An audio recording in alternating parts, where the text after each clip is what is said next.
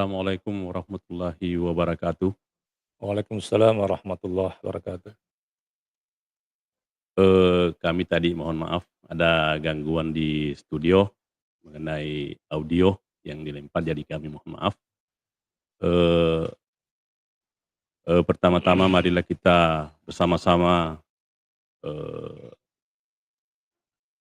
mengucapkan puji syukur kehadirat Allah Subhanahu wa taala, eee, bersalawat kepada Nabiullah Muhammad sallallahu alaihi wasallam. Allahumma shalli ala Muhammad. Eee,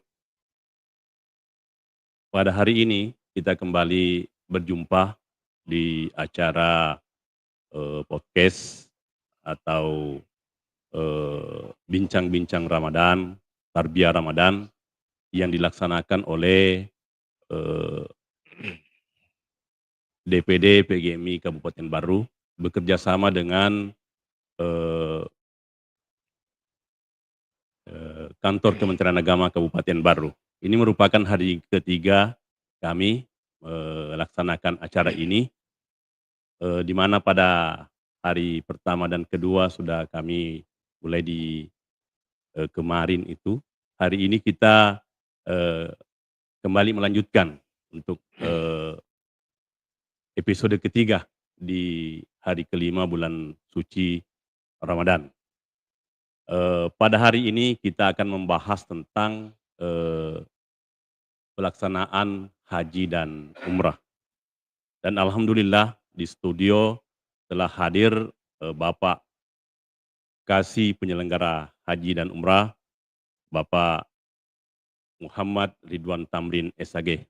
Assalamualaikum Ustaz. Waalaikumsalam warahmatullahi wabarakatuh. Bagaimana kabar Tak? Alhamdulillah bikhair. Kayaknya serak-serak suara Teh ini. Eh, Ini baru kali keempat. Eee, untuk hari ini, kita akan bersama-sama membahas nanti menerima materi pencerahan dari Bapak, Kasih, itu kita akan bahas pada hari ini, mengenai kebijakan manajemen haji dan umrah.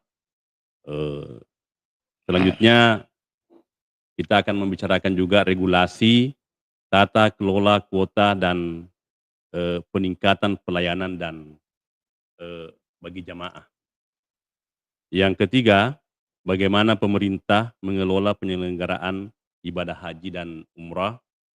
Dan yang terakhir, apa tantangan, eee, yang terjadi di masa, sekarang tentang pelaksanaan haji dan umrah itu. Tanpa berlama-lama, kita mendengarkan penjelasan dari Bapak Kasih, tentang apa-apa yang akan dilaksanakan dalam pelaksanaan haji dan umrah itu. Kepada Bapak, saya persilahkan. Terima kasih. Bismillahirrahmanirrahim. Assalamualaikum warahmatullahi wabarakatuh. Waalaikumsalam warahmatullahi wabarakatuh. Alhamdulillah wa syukurillah. Salatan wassalamu ala Rasulillah sallallahu alaihi wasallam. Pada pagi hari ini kita akan sedikit ada acara tarbiyah Ramadan berdiskusi terkait dengan kebijakan manajemen haji dan umrah. Sebagai bentuk kebijakan terkait dengan penyelenggaraan ibadah haji dan umrah ini, yang menjadi dasar hukum yang terutama adalah sesuai dengan Undang-Undang Nomor 8 Tahun 2019 tentang penyelenggaraan ibadah haji dan umrah. Inilah dasar hukum yang menjadi bagaimana terlaksananya yang namanya haji dan umrah. Di samping itu juga ada beberapa dasar hukum, diantaranya terkait dengan Undang-Undang Nomor 34 Tahun 2014 tentang pengelolaan keuangan haji. Namun terkait dengan kebijakan yang terbaru yang sekarang ini, terkait dengan kebijakan itu ada keputusan Presiden Nomor 6 Tahun 2025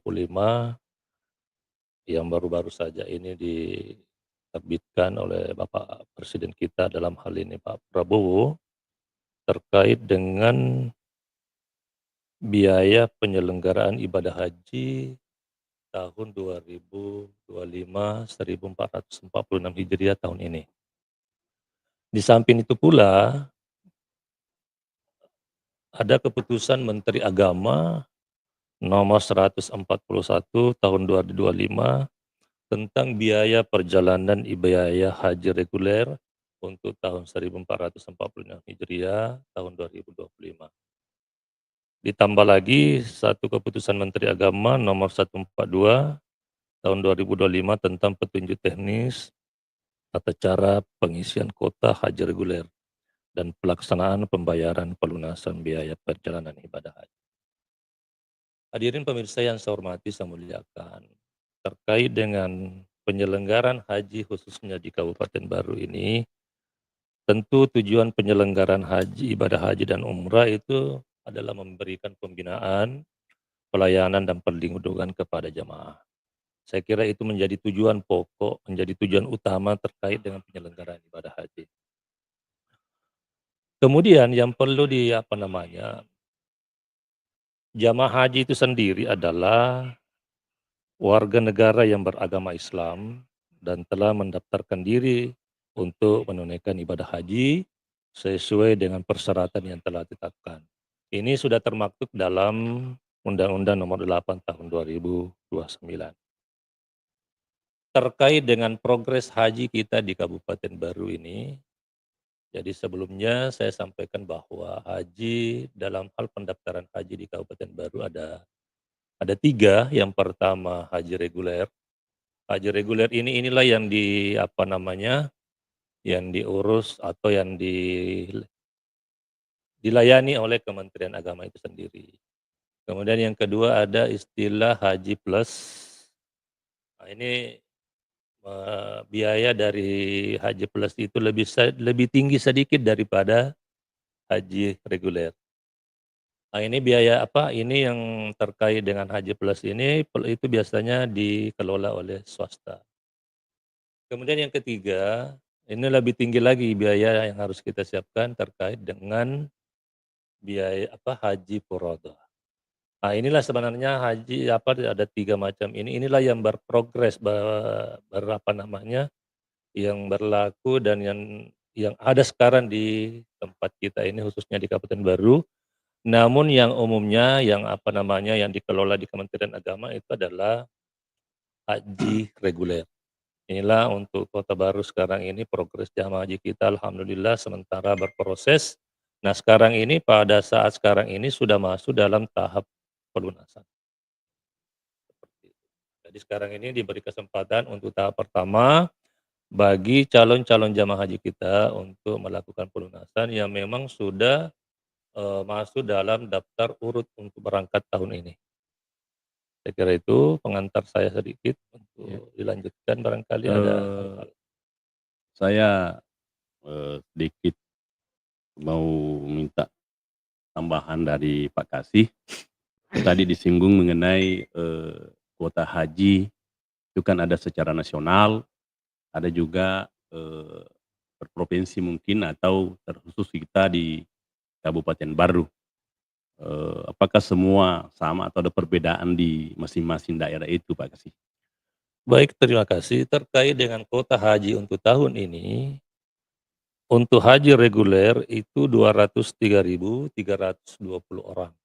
Ini khusus untuk haji reguler. Kemudian untuk haji khusus itu di kisaran angka 17.680. Sehingga kuota haji kita untuk tahun 1446 Hijriah ini 2025 itu berada di angka 221.000 jamaah haji. Nah, untuk progres di Kabupaten Baru ini yang berproses sekarang ini itu berdasarkan nomor urut porsi 162 orang.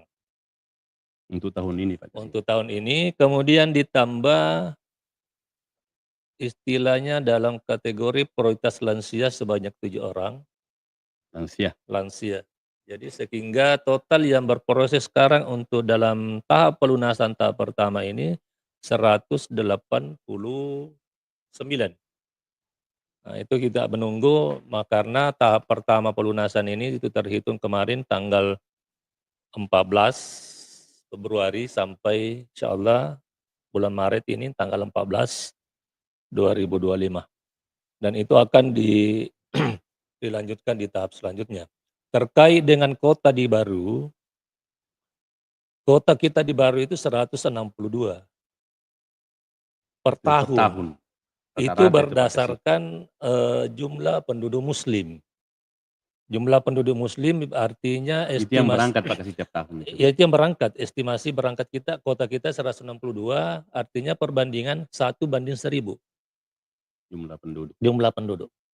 Nah, kemudian terkait dengan jamaah kita yang sudah terupdate di Siskohat, karena kita ada Siskohat ini sistem informasi komputerisasi haji terpadu, jumlah hari pendaftar sampai hari ini itu sudah mencapai di angka 4.664 Berapa orang, ribu?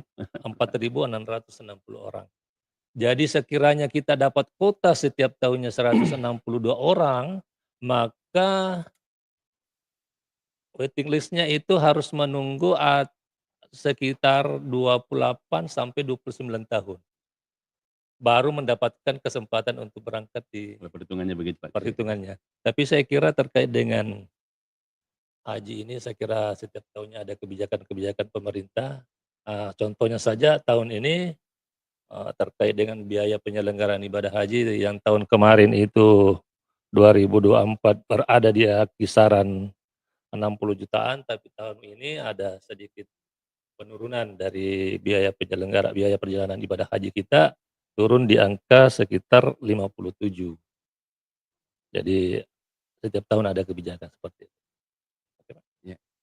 Jadi sebelum saya lanjut ngobrolnya dengan Pak Kasih, ini saya juga sampaikan ke pemirsa di rumah atau di mana saja teman-teman sahabat-sahabat PGMI yang mengikuti acara ini, itu nanti seperti biasa kita akan bisa mengajukan pertanyaan-pertanyaan di akhir acara nanti, akan berinteraksi dengan Bapak Kasih penyelenggara haji. Ini masih ada Iya. saya mau tanyakan Pak Kasih ini Iya. mengenai regulasi tentang lansia atau meninggal atau dan semacamnya itu. Karena itu kan selalu berubah, misalnya apakah ada ketentuan khusus bahwa sekian tahun dia mendaftar baru bisa ikut sama pasangannya atau orang tuanya Pak Kasih. Ya, baik, terima kasih terkait dengan regulasi yang seperti ini. Untuk kategori lansia, Iya. lansia itu di-ranking secara nasional, bukan kami yang ranking, kita hanya dapat sesuai dengan kota kita. Jadi untuk tahun ini kita dapat lansia 7 orang dan informasi yang kami terima bahwa yang 7 orang itu alhamdulillah yang 6 itu sudah siap untuk berproses, kemudian yang 1 itu memang sudah tidak ditakdirkan untuk bersama-sama ke tanah suci karena beliau sudah menghadap ke Allah, sudah meninggal. Kemudian terkait dengan pergantian yang sifatnya nomornya berangkat tahun ini, berangkat, lantas dia ada namanya pelimpahan ke ahli waris, berarti ada 2 yang harus dipenuhi, apakah bisa dilimpahkan nomor kursi itu. Yang pertama adalah meninggal dunia, berarti sudah bisa dilimpahkan ke ahli warisnya. Kemudian yang kedua bisa dilimpahkan kalau dia dalam calon jamaah tersebut itu adalah sakit permanen. Ya, yang sakit permanen ini yang menentukan di sini adalah bukan kita dari Kementerian Agama, tentu dalam hal ini adalah Dinas Kesehatan. Kemudian kalau kita mau ada pelimpahan seperti ini, pelimpahan nomor porsi itu bisa saja, bisa dibolehkan. Artinya selama masih bisa karena yang bisa melimpahkan kalau seumpamanya istrinya yang berangkat tahun ini lantas berhalangan tetap meninggal dunia, maka bisa dialihkan ke suaminya, bisa. Jika sekiranya orang tua yang kita berangkat kalau orang tuanya meninggal, itu bisa dialihkan atau pelimpahannya itu bisa dialihkan ke anaknya atau ke saudaranya atau menantunya. Nah, itu. terkait dengan lansia. lansia. Kemudian ada istilah penggabungan mahram. Nah, ini sama sebenarnya penggabungan mahram dengan pendamping lansia. Eee, untuk tahun ini kita sudah ada progres bahwa semua calon jamaah haji yang akan berangkat tahun ini, bagi yang ingin pendampingan dan bagi yang ingin penggabungan, itu sementara ini dalam progres. Akan tetapi yang menjadi landasan utama bagi yang mau menggabung dan mau pendamping lansia, nanti setelah yang mau digabung dan mau didampingi itu harus lunas. Mmm. Sementara untuk pelunasan calon jamaah haji itu harus yang bersangkutan sudah istita'ah. Istita'ah yang dalam hal ini yang dikeluarkan Dinas Kesehatan atau, pihak kesehatan bahwa yang bersangkutan sudah istita'ah. Maka yang bersangkutan calon jamaah haji itu sudah berhak untuk melakukan pelunasan di bank penerima setoran. Dalam hal ini di Kabupaten Baru, bank penerima setoran itu ada 2, yaitu Bank Syariah Indonesia, kemudian Bank Sulselbar. Itu yang penerima setoran khususnya kita di Baru. Kemudian setelah pelunasan yang berhak lunas ini tadi, maka yang mau pendampingan dan penggabungan itu berhak untuk mengusulkan. Itu berapa tahun itu Pak Kasi dia Baru sebatas terdaftar? pengusulan. Akan tetapi perlu kita ketahui bahwa yang mau pendampingan dan mau pengusulan itu harus sudah pernah terdaftar sebagai calon jamaah haji. Nah, untuk calon jamaah haji yang pendampingan dan penggabungan itu harus terdaftar minimal tanggal 3 Mei 2020. Berarti 4 tahun Pak Kasi, 5 Minimal tahun, 5 5 tahun tahun. itu sudah bisa mengusul, ini baru Mengusul? diusul, Iya iya. ya. Karena jangan sampai ada X-Max di luar bahwa kalau kita sudah mengusul atau ada yang mau didampingi atau ada yang digabung, lantas masuk berkasnya itu sudah diterima, itu kita baru sebatas pengusulan. Ya, seperti itu, Pak. Berarti lansianya juga Pak Kasi diurut juga mengenai menurut umur atau ada ketentuan batasan umur itu di masuk usia lansia? Kalau lansia yang diurus secara nasional yang ada sama kami di seksi haji, itu sebanyak 7 orang itu berada di usia 91 tahun. Oh, masuk Itu diurus secara nasional. Tetapi kalau diurus secara berdasarkan nomor urut porsi jadi yang berangkat tahun ini, maka di antara orang tua kita yang mau berangkat berproses ini sudah ada berada di usia 86 tahun untuk betul-betul berangkat lansia ini. ya. Makanya dibuka peluang untuk pendamping lansia dan penggabungan mahram. Seperti saya katakan tadi, hanya sebatas diusulkan. Ya, ketentuannya nanti Ketentuannya pasti nanti kita hanya akan menunggu regulasi selanjutnya siapa-siapa yang berhak untuk pendampingan dan melakukan proses sama dengan proses calon jamaah haji yang lain. Kira seperti itu. ya. Eee, saya mengingatkan sebelum saya lanjutkan untuk pemirsa di mana saja berada yang mengikuti live streaming ini, bisa mengajukan pertanyaan lewat chat di, apa namanya, di channel YouTube, nanti akan disampaikan ke pemateri untuk dibahas pada akhir sesi, hari ini.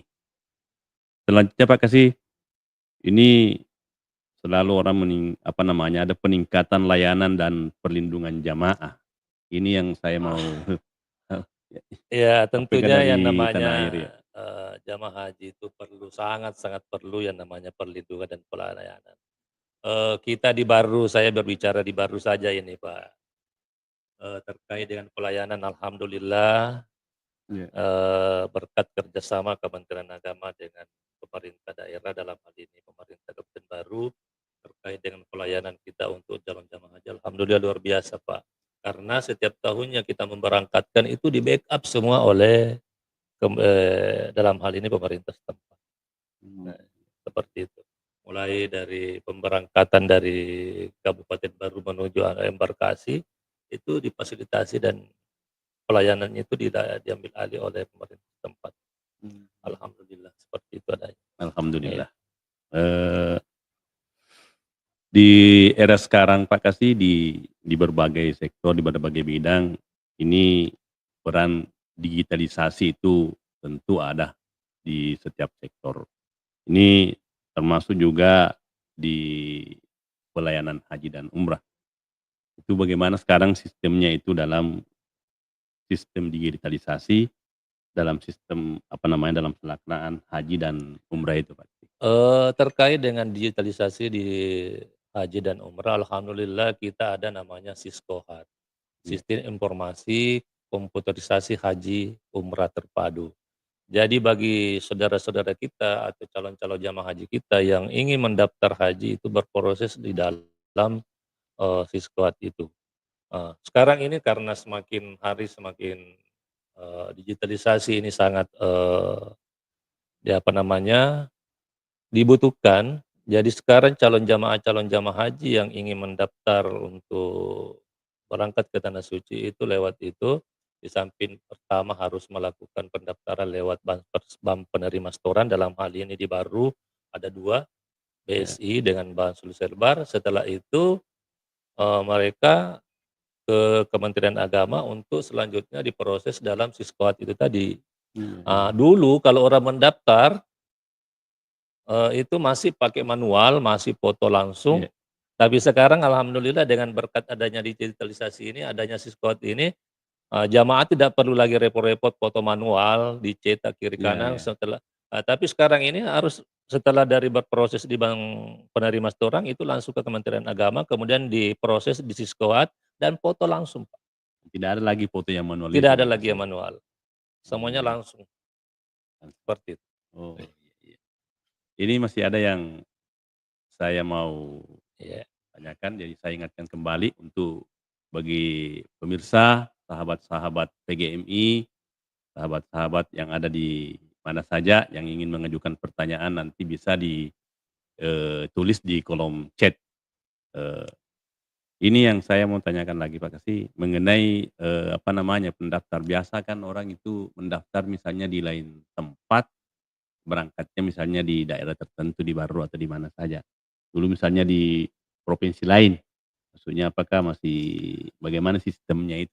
Terkait dengan pemberangkatan, calon jamaah haji yang sudah siap berangkat, contohnya siap berangkat untuk tahun ini, ada beberapa calon jamaah haji bermau untuk pindah ke tempat lain. Ada Iya. beberapa, eee, itu bisa saja, tapi selama dia dalam satu provinsi. Iya iya. Bisa pindah embarkasi, artinya tadi ada di calon jamaah kita yang dari Baru mau pindah ke bergabung di Makassar, begitu juga dengan sebaliknya, itu dikasih peluang. Kalau pindah provinsi Tapi, enggak?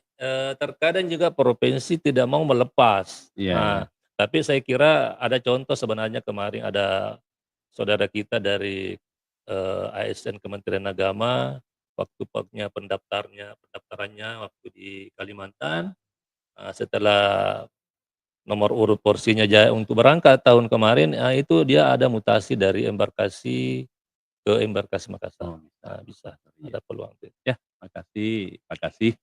Banyak sekali informasi yang disampaikan oleh Pak Kasih pada hari ini. Eee mungkin karena waktu Ini kita ada terbatas, kita mulai melihat ada pertanyaan dari, pemirsa di rumah. ada Pak. Oh ini ada Pak Kasih. Ini pertanyaan dari Ibu Eliati Razak, bagaimana cara mengurus jika calon haji sudah wafat dan akan ditarik pendaftarannya, apa yang harus disiapkan oleh ahli warisnya? Silakan Pak Kasih. Baik, terima kasih ada saudara kita Ibu Eli, ya mungkin di Mang 2 ini Bu ya. Bagaimana cara mengurus jika calon haji sudah wafat dan akan ditarik pendaftarannya, apa yang harus disiapkan oleh warisnya? Perlu kami sampaikan di sini, jamaah wafat kalau memang sudah tidak ada lagi ahli waris untuk dilimpahkan, itu bisa saja kita tarik. Terkait dengan dokumen-dokumen yang harus disiapkan, saya kira tidak saya bisa, eee sebutkan satu persatu di sini karena berkas-berkas yang harus disiapkan itu ada beberapa, jadi sekiranya Ibu Elinya ini ada keluarga yang calon jamaah haji yang sudah wafat itu bisa barangkali kita berkoordinasi di seksi haji. Karena kalau kita tampilkan semua di sini itu memakan waktu karena, intinya ada memang berkas-berkas yang harus kita siapkan, terutama berkas pada saat pendaftaran yang bersangkutan yang wafat itu, calon jamaah hajinya yang wafat. Nah, setelah itu bisa barangkali ke seksi haji dalam hal ini Kementerian Agama, eee berkas-berkas apa yang harus kita siapkan? Saya kira di seksi haji sudah siap. Oh iya. Jadi Bu Eli kalau mau tahu lebih lanjut bisa ke, apa namanya, ke seksi haji di kantor Kementerian Agama Kabupaten Baru. Mungkin Atau masih saya tambahkan iya Pak, untuk silakan. Ibu Eli artinya semuanya kalau ada hal yang seperti ini bisa barangkali, kalau tidak menyempatkan tidak ada waktu untuk sampai di seksi haji, saya kira bisa kita kontak Pak Kasih atau teman-teman yang ada di seksi haji, saya kira bisa kita di-share-kan terkait dengan persyaratan-persyaratan yang harus dipenuhi bila ada calon jamaah haji wafat, bagaimana untuk selanjutnya. Jadi bisa lewat saya kira bisa di-chat atau atau nelpon supaya bisa diselesaikan secepatnya, biar kita tidak sampai di kantor. Oh iya. Ini masih bisa satu pertanyaan barangkali karena waktu. Ini ada pertanyaan dari Ibu Cia Sam ini. Assalamualaikum, maaf Tabe, mau bertanya, bagaimana mendaftar kalau kita berada di daerah lain, tapi KTP-nya itu KTP baru? Gitu Pak Kasih. Baik, terima kasih ada saudara kita Cia Sam, kalau saya tidak salah ini bukan yang di Man 2 Man 1 ini ya? Man 1 ya, tapi berarti letting saya ini ya. Eee, Kalau ada saudara kita yang ingin mendaftar, sesuai dengan regulasinya, di mana kita beralamatkan atau di mana kita ber-KTP, maka di situ kita diberi kesempatan untuk mendaftar. Jadi kalau KTP baru berarti kita mendaftarnya di baru, KTP-nya Manokwari mendaftarnya di Manokwari, Nggak bisa pindah-pindah tidak ya Pak bisa Kasih. pindah-pindah. Artinya apa, jika sekiranya nanti kita mendaftarnya di Papua, contohnya di Papua, lantas sudah ada estimasi untuk berangkat pada tahun itu, maka kita juga sudah bisa mengusul untuk pindah ke embarkasi Makassar, selama ada alasan yang bisa diterima, Iya iya. seperti itu. Ya, eee, terima kasih Pak Kasih atas penjelasan-penjelasannya pada hari ini. Sebenarnya ini masih banyak yang pertanyaan yang muncul tentang haji ini karena memang, apa namanya, banyak hal yang bisa digali di, pelaksanaan haji dan umrah, tapi karena waktu kita dibatasi, mudah-mudahan kita masih bisa lagi, di waktu yang lain Pak Iya. Kasih untuk, apa namanya, menambahkan lagi. Eee para pemirsa, di mana saja berada, eee, hari ini kita mendapat banyak, eee, penjelasan, mulai dari regulasi pelaksanaan ibadah haji, mengenai, kuota haji, pendaftaran haji, eee, tentang juga, apa namanya, pendamping dan usia lansia, tadi Penggabungan. penggabungan itu sudah disampaikan oleh Pak Kasih, sampai pada sistem pendaftarannya. Saya pikir itu, eee, terima kasih Pak Kasih. Terima kasih, Ya, Pak. sebelum ditutup saya kembali mengingatkan kepada para, pemirsa bahwa program ini, masih terus akan berlanjut, itu akan dilaksanakan dari hari Senin sampai hari Jumat selama bulan suci Ramadan. Saya juga mengingatkan kepada pemirsa, rekan-rekan semua, sahabat-sahabat semua untuk, eee, like di channel ini, like, komen, dan share tentunya, dan subscribe. Untuk menerima informasi-informasi, terbaru dari channel kami. Saya pikir itu, saya mengucapkan sekali lagi terima kasih kepada Pak Kasih, Terima sehat kasih, selalu, alhamdulillah. dalam Amin melaksanakan amin. ibadah puasa, Saya host Darmawan Sulaiman mengucapkan banyak terima kasih atas perhatiannya. Saya akhiri. Allahumma waffiq ila aqwamit thoriq. Assalamualaikum warahmatullahi wabarakatuh. Waalaikumsalam warahmatullahi wabarakatuh. Masya Allah. Sudah ya.